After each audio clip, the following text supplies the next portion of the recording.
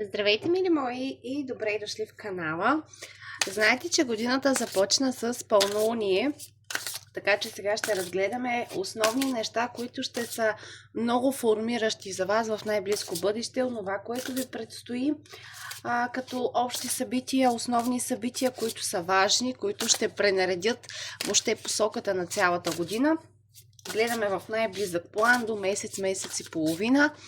Не съм правила годишни за тук, защото по-миналата година правих за всички зодии и честно казано няколко от тях се гледаха, останалите просто не.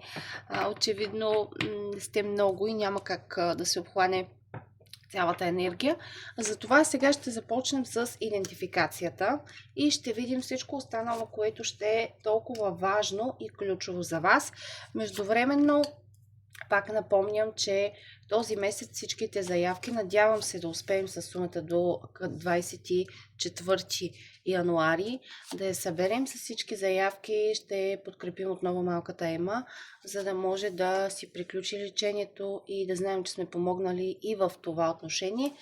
Приюта имаше кампания, така че имат всичко необходимо за този месец. Всички намаления са долу в описанието. Доста места се запълниха, за което ви благодаря.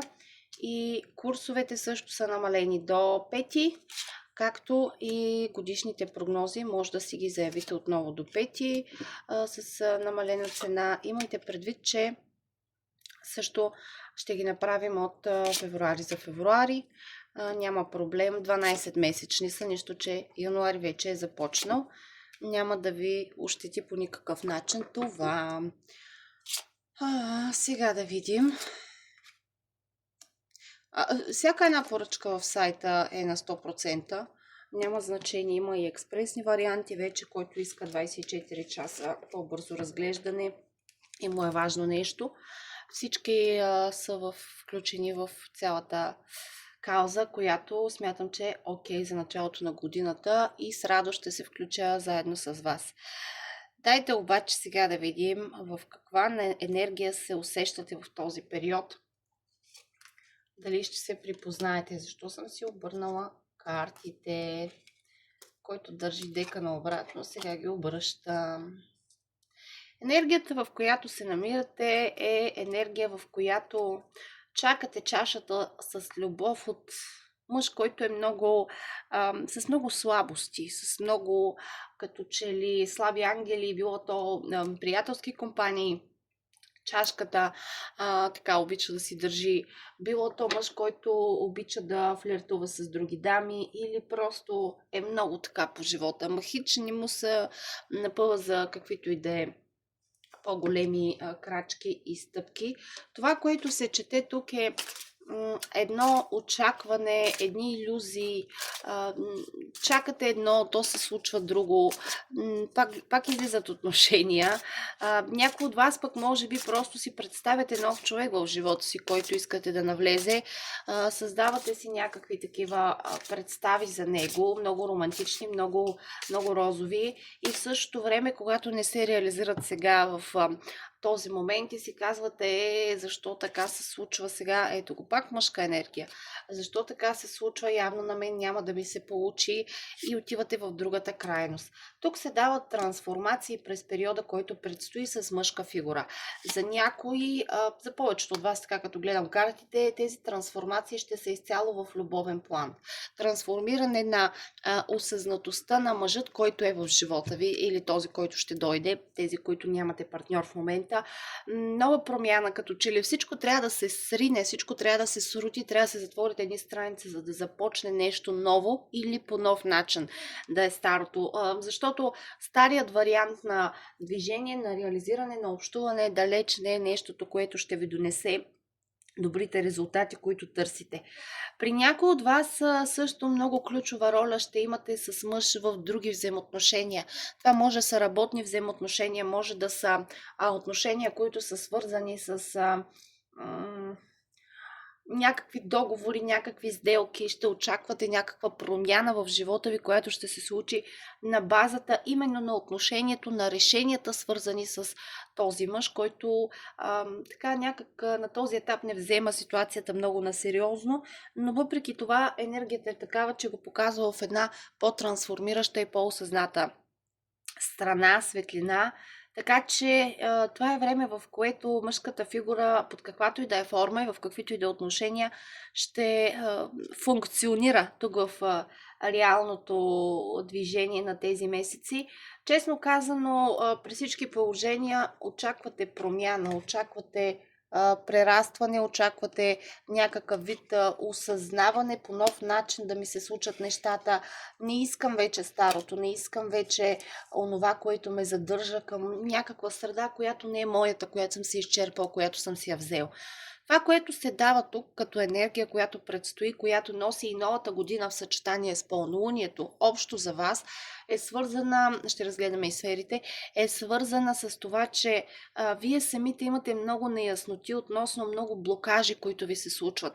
Много се чудите защо дадено нещо не ми се получава, защо толкова по труден начин. Тръгвате в годината с един ентусиазъм, обаче в същото време пак гради, пак нещо цикли, пак нещо не се получава. Истината е, че тук през този период ще си дадете сметка колко е важно да слушате интуицията си. Тя е тази, която ви пречи, защото вие вътрешно сте достатъчно наясно какво искате, върху какво искате да работите, към какво да се стремите. Имате яснота какво трябва да ви се случва, какво трябва да направите и как да подходите, за да може да имате тази пълнота, която търсите. И сега с пълнолунието в началото на годината ви праща отново едни блокажи, които ви показват, че отговорите са вътре във вас. А много често вие слушате собствените си страхове. Ами ако не успея, ами ако не се справя, ами защо все на мен, то както ми върви, както ми е тръгнало. Допускате такива мисли, които всъщност ви пречат да се движите напред, които ви пречат да вървят. Това е изключително важен урок, който е хубаво да научите сега в началото на този период, за да може да изчистите онова, което ви блокира, онова, което ви оставя на едно и също положение дълго време, за да не се, ето, четворка пентакли, пояснява четворка пентакли, за да не се налага в последствие по трудният начин да разбирате, че страховете са ваши и вие не трябва да ги допускате те да рефлектират върху всяко едно ваше взето решение.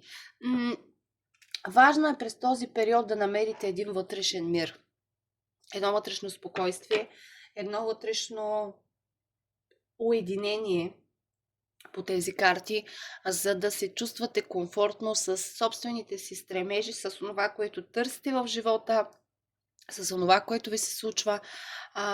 Много ще ви се изясняват знаци, които вие до момента не сте отчитали, не сте виждали, но сега ще виждате, че тук това ми подсказва май, че трябва нещо да променя, че трябва нещо да изхвърля, че трябва нещо да кажа, което наистина чувствам и мисля. Това ще са много ключови дни, особено сега около пълнолунието. Опитайте се да намерите вътрешен покой. Това е нещото, което много ще ви задвижи напред и нещото, което ще ви покаже всъщност какви са реалните шансове и възможности да реализирате каквото и да е. Също някаква възможност ще се очертава тези дни за пътуване, за разговор с човек, който е далеч, също е възможно от вас. Не ги пропускайте тези на пръв поглед много ежедневни битови срещи, движения, защото точно те ще ви дадат нужното, ако щете като ентусиазъм, ако щете като идея, как да се справите с положението. Има някакъв страх от вас, който много бързо, без да си давате сметка, без да може да го осъзнаете, рефлектира върху вашите мисли. Това, че няма да се получи, това, че не е добра идея, че няма да се справите и това натрупване всъщност в един прекрасен момент се оказва изключително пагубно, защото вие се засилвате на някъде, виждате, че има някаква трудност и вътрешно си казвате, ето, знаех сега, че няма да стане и тук и нещата блокират. Не бива да го допускате да е част от вас, част от ежедневието ви. И това е урок, който идва именно с пълнолунието. Колкото по-бързо го научите, толкова по-добре, защото в последствие ще станат доста по-тежки нещата за преживяване и доста повече ще се наложи да си блъскате в главата в стената, за да можете да осмислите всичко, което ви се случва. Това, което е в личностен период, в онова, което е като уроци за времето, което идва месец, месец и половина и трябва да узнаете, тук има някакви тайни, скрити, може би при някои от вас дори неосъзнати мисли за миналото. Било то за минали мечти неосъществени, било то за минали ситуации, които са оставили своят отпечатък, било то за минали любови също.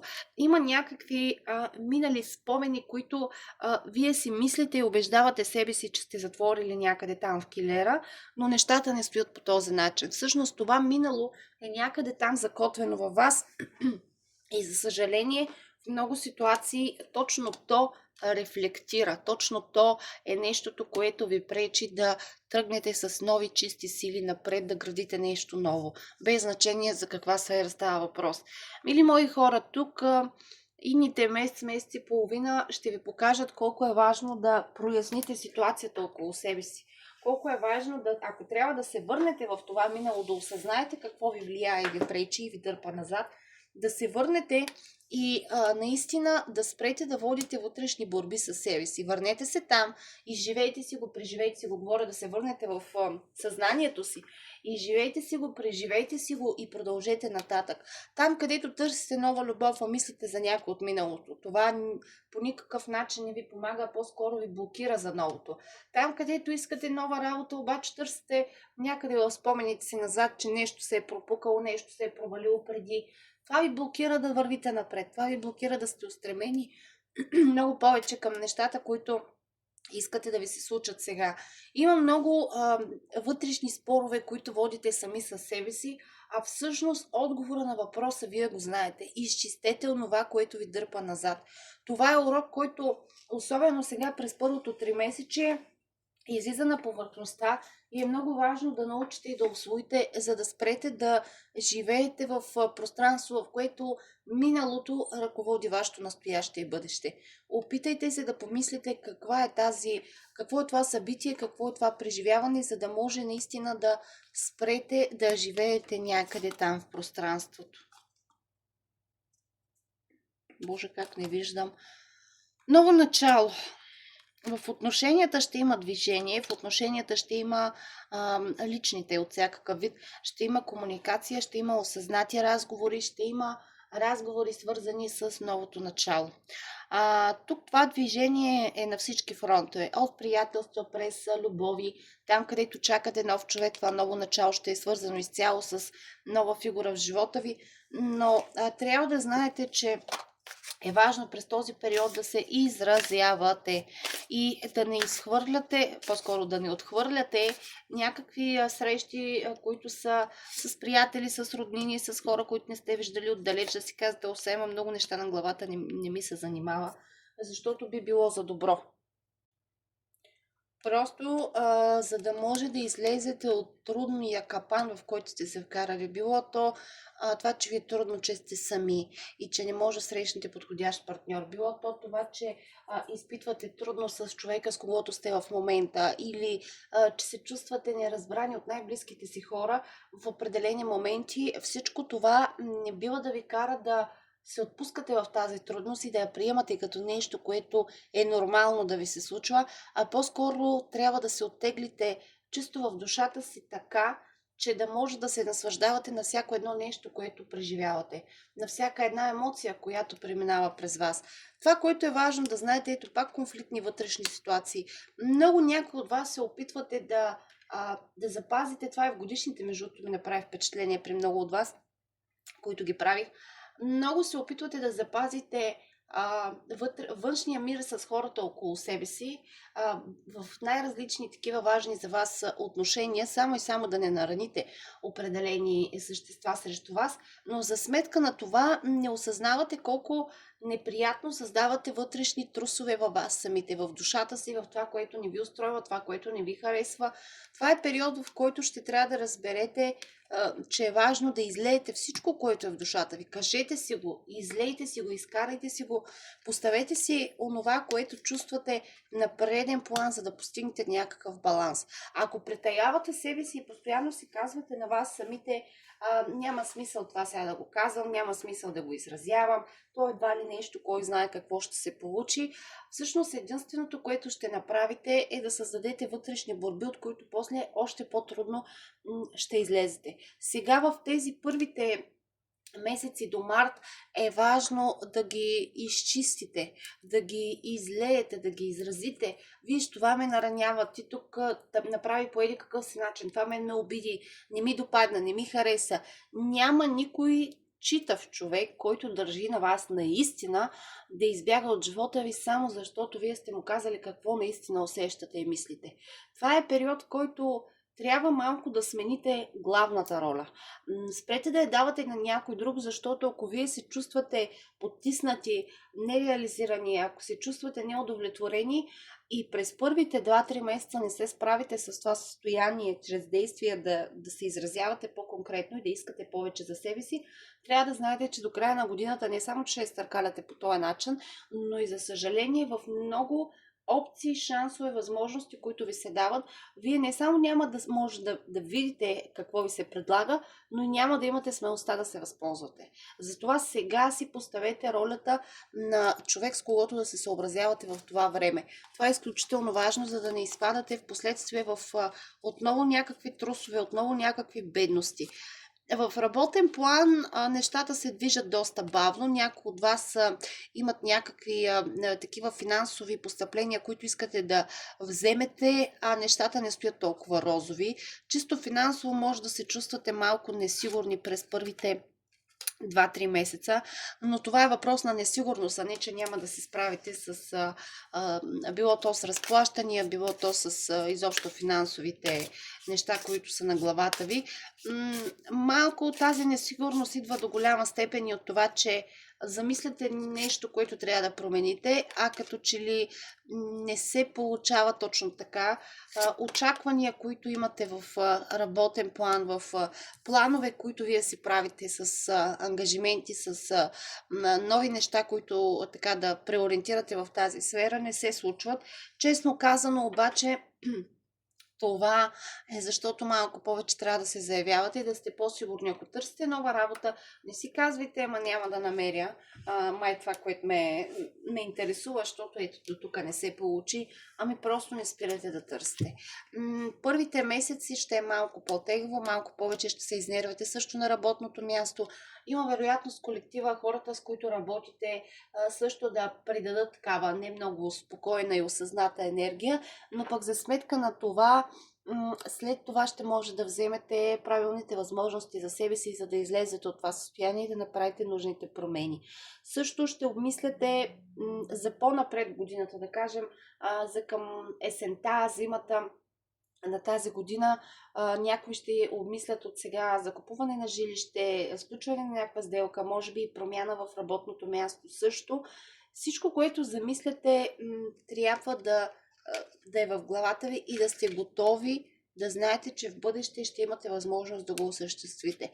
Не пренасяйте емоциите си личните в задачите и ангажиментите, защото това би било доста още по-неприятно, тъй като наистина ще има някакви конфронтации такива и някакво напрежение в работата, които ако допринесете и с емоциите, които ви се случват и през които преминавате в личен план, още повече ще се изостри положението и нещата никак няма да стоят розови в този период. И дайте да видим.